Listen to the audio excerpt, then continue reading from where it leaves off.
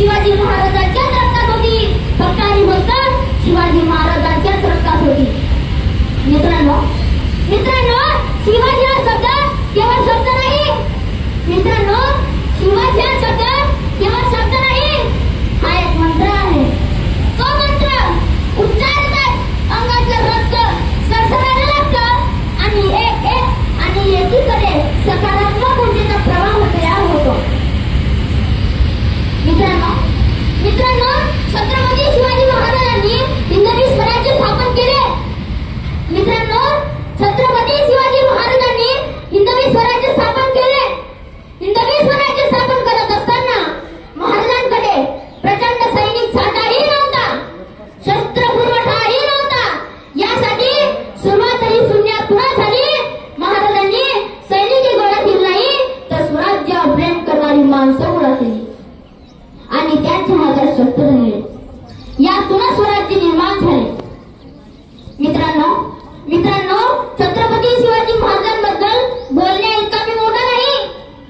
मित्रांनो, छत्रपती शिवाजी महाराजांबद्दल बोलण्या इतका मी मोठा नाही, पण छत्रपती शिवाजी महाराजांबद्दल जाणून घेत असताना मला जे कळले ते मी तुमच्या समोर प्रामाणिकपणे मांडण्याचा मी प्रयत्न करतो आहे. छत्रपती शिवाजी महाराजांचा वारसा सांगणारे आपण, स्वतःला सुशिक्षित जन्म देणारे आपण, स्वतःच्या जन्मकुंडल्या घेऊन फिरतो.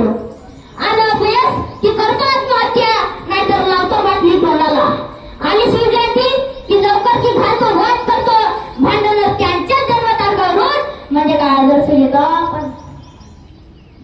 राजांनी अनेक गड किल्ले जिंकले, पण कुठल्याही गडाला स्वतःचा नाव दिला नाही.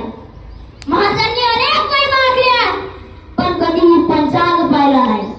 महाराजांना अनेक संकटे आली, पण महाराजांनी कधीही आत्महत्येचा विचार केला नाही, कधीही व्यसनाच्या आहारी गेले नाही. मित्रांनो, आज खऱ्या अर्थाने गरज आहे की छत्रपती शिवाजी महाराजांना समजून घेण्याची. आज छत्रपती शिवाजी महाराजांच्या महाराष्ट्रात आजचा युवक जनावरांसारखा वागत असेल तर खऱ्याची खूप स्वतः टीका करण्याची गोष्ट आहे.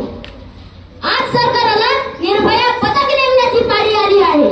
हैदराबाद कोपर्डीच्या या घटना घडू लागल्या आहेत म्हणजे आजही लोकांना छत्रपती शिवाजी महाराज कळू शकले नाही.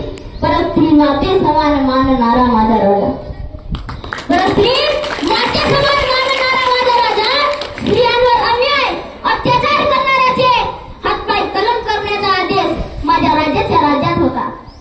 माझ्या राज्याच्या राज्यात स्त्रियांना 50% आरक्षण नव्हतं.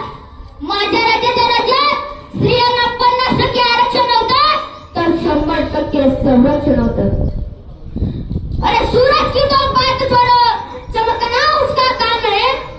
सूरज की तो बात छोड़ो, चमकना उसका काम है. जिसने मानव जाति को चमकाया उसका शिवाजी नाम है. जिसने मानव जाति को चमकाया उसका शिवाजी नाम है, उसका शिवाजी नाम है. मी एवढे बोलून मी आपले 2 शब्द इथेच थांबवितो.